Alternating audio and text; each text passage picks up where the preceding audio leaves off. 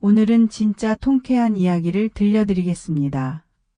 며느리가 시어머니 재산을 노렸다가 오히려 빚만 떠안게 된 사연입니다. 박씨 68세 시어머니입니다. 서울 강남에 12억짜리 아파트가 있습니다. 아들이 43세 이혼녀와 재혼했습니다. 새 며느리는 처음부터 이상했습니다. 결혼 3개월 만에 며느리가 말했습니다. 어머니, 집이 너무 오래됐어요. 리모델링 하는 김에 제 명의로 하면 세금 혜택이 있어요. 박 씨는 거절했습니다. 아니야. 내 집은 내가 관리해. 며느리 얼굴이 굳었습니다. 하지만 포기하지 않았습니다. 6개월 후 며느리가 다시 말했습니다. 어머니, 상속세 아끼려면 미리 증여해야 해요. 나중에 세금 몇 억 나와요. 박 씨는 또 거절했습니다. 괜찮아. 내가 알아서 해. 며느리는 화가 났습니다. 남편에게 불평했습니다. 당신 어머니 왜 저래? 나 안 믿어? 남편이 어머니를 설득했습니다. 엄마, 며느리 말도 맞아요. 세금 정말 많이 나와요.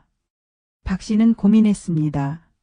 며느리가 내 재산을 노리는구나. 그런데 박 씨에게는 계획이 있었습니다. 박 씨는 10년 전 남편과 사별했습니다.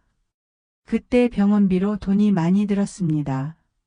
어쩔 수 없이 집을 담보로 대출을 받았습니다. 8억 원을. 지금까지 이자만 내고 있었습니다. 매달 300만 원씩. 아들도 모릅니다. 며느리는 당연히 모릅니다. 박 씨는 생각했습니다. 며느리가 그렇게 집을 원하면 줘버리자. 대출 8억까지 같이. 박 씨는 며느리를 불렀습니다. 며느리. 집 명의 내 이름으로 넘겨줄게. 며느리 눈이 반짝였습니다. 정말요? 어머니. 박 씨가 말했습니다. 대신 조건이 있어. 내가 죽을 때까지 여기서 살 거야. 그리고 생활비는 내가 대. 며느리는 잠시 생각했습니다. 68세면 얼마 안 남았지. 10년만 참으면 12억 아파트는 내 거야. 며느리가 대답했습니다. 좋아요, 어머니. 생활비 드릴게요. 박 씨가 웃었습니다. 고맙구나. 일주일 후 법무사 사무실. 며느리는 들떠 있었습니다. 드디어 12억 아파트가 내 거야. 박 씨가 서류에 도장을 찍었습니다. 며느리도 도장을 찍었습니다. 법무사가 말했습니다. 축하드립니다. 명예 이전 완료됐습니다. 며느리는 속으로 환호했습니다. 야오, 성공했다. 박 씨가 조용히 말했습니다. 며느리, 한 가지 알려줄 게 있어. 며느리네? 박 씨, 그 집에 대출이 좀 있어. 며느리, 대출이요? 얼마나요? 박 씨, 8억. 며느리는 귀를 의심했습니다. 뭐라고요? 8억? 박 씨, 응. 남편 병원비 쓰느라 10년 전에 받았어. 며느리 얼굴이 새하얗게 질렸습니다. 그럼 이 집 실제 가치는? 박 씨, 12억에서 8억 빼면 4억이지. 그것도 지금 시세로. 며느리는 머리를 쥐어뜯었습니다. 왜 미리 말 안 하셨어요? 박 씨가 차갑게 말했습니다. 물어봤어? 너는 집만 탐냈지 내 사정은 관심 없었잖아. 법무사가 끼어들었습니다. 명의 이전이 완료됐으니 대출도 명의자에게 승계됩니다. 즉 이제 며느리님이 8억 대출에 대한 책임을 지셔야 합니다. 며느리, 안 돼요. 취소할 수 없어요. 법무사 증여 계약이 완료됐습니다. 취소하려면 다시 증여세를 내고 재이전해야 하는데 그럼 세금만 몇억 나옵니다. 며느리는 주저앉았습니다. 집으로 돌아온 며느리.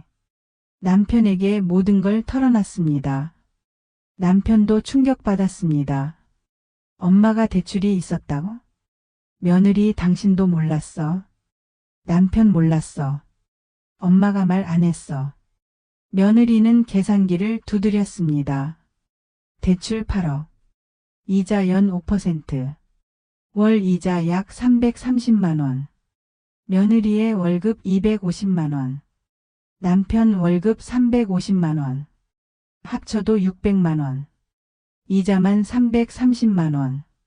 생활비 300만 원 박씨 생활비 포함. 월 630만 원 필요. 월 수입 600만 원. 매달 30만 원 적자. 며느리는 절망했습니다. 이자도 못 갚겠어. 남편 집을 팔자. 며느리 12억에 팔아도 8억 갚으면 4억 남아. 우리가 살 집도 없어. 전세라도 3억은 들어가는데. 남편 그럼 어떻게 해? 며느리는 박 씨를 찾아갔습니다. 며느리 어머니 집을 다시 돌려드릴게요. 박 씨 왜? 며느리 대출이 너무 많아요. 우리가 감당 못해요. 박 씨가 웃었습니다. 내가 언제 감당할 수 있다고 했어. 며느리 하지만 박 씨가 차갑게 말했습니다. 며느리, 너는 내 재산만 탐냈지 나는 관심 없었잖아. 결혼 3개월 만에 집 리모델링 얘기. 6개월 만에 명예 이전 얘기. 내가 뭘 먹는지 아픈지 외로운지 한 번이라도 물어봤어? 며느리는 할 말이 없었습니다. 박 씨가 계속 말했습니다. 너는 12억만 받지 내 인생은 안 봤어. 남편 잃고 혼자 살아온 10년. 병원비 대느라 빚진 거. 매달 이자 내느라 고생한 거. 그런 건 관심 없었지? 며느리 눈에서 눈물이 났습니다. 박 씨가 마지막으로 말했습니다. 이제 내가 책임져. 내가 10년간 진 빚을 이제 내가 갚아. 그리고 내 생활비도 내가 대. 약속했잖아. 며느리는 무너졌습니다. 6개월 후. 며느리는 변했습니다. 매일 새벽 5시에 일어나 아르바이트를 갑니다. 저녁에는 배달 일을 합니다. 주말에는 청소 일을 합니다. 이자 330만 원을 내느라 악을 씁니다. 박 씨의 생활비 100만 원도 빠듯하게 줍니다. 며느리는 후회합니다. 그냥 친하게 지낼 걸. 재산 욕심 안 부릴 걸. 하지만 이미 늦었습니다. 박 씨는 여유롭게 삽니다. 이자는 며느리가 내고 생활비도 며느리가 주고. 박 씨는 생각합니다. 며느리에게 교훈을 줬어. 1년 후. 며느리가 박 씨를 찾아왔습니다. 며느리 어머니 죄송해요. 박 씨 뭐가? 며느리 제가 너무 욕심이 많았어요. 어머니를 사람으로 안 보고 재산으로만 봤어요. 박 씨는 조용히 들었습니다. 며느리 이제 알겠어요. 돈이 전부가 아니라는 거. 어머니가 얼마나 힘드셨을지. 박 씨가 물었습니다. 1년 동안 뭐 배웠어? 며느리 빚이 얼마나 무서운지 배웠어요. 매달 이자 내느라 정말 죽을 뻔했어요. 그리고 어머니가 10년을 이렇게 사셨다는 게 얼마나 대단한지 알겠어요. 박 씨는 한숨을 쉬었습니다. 박 씨 며느리. 내가 원했던 건 집도 아니고 돈도 아니야. 따뜻한 말 한마디. 가끔 같이 밥 먹는 거. 그냥 며느리로 대해주는 거. 그게 전부였어. 며느리는 펑펑 울었습니다. 박 씨가 말했습니다. 1년 동안 고생 많았어. 이제 집 다시 가져갈게. 며느리네? 박 씨 대출도 내가 계속 갚을게. 너희는 그냥 편하게 살아. 대신 박 씨가 며느리를 똑바로 봤습니다. 앞으로 내 재산 얘기 꺼내지 마. 내가 살아있을 동안은 내 거야. 그리고 가끔 같이 밥이나 먹자. 그게 내가 원하는 전부야.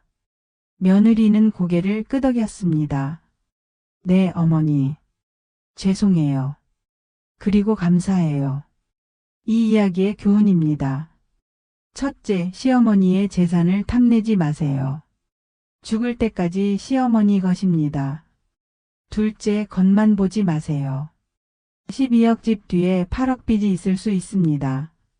셋째, 사람을 재산으로 보지 마세요. 시어머니도 사람입니다. 따뜻한 말과 관심이 필요합니다. 넷째, 욕심은 화를 부릅니다.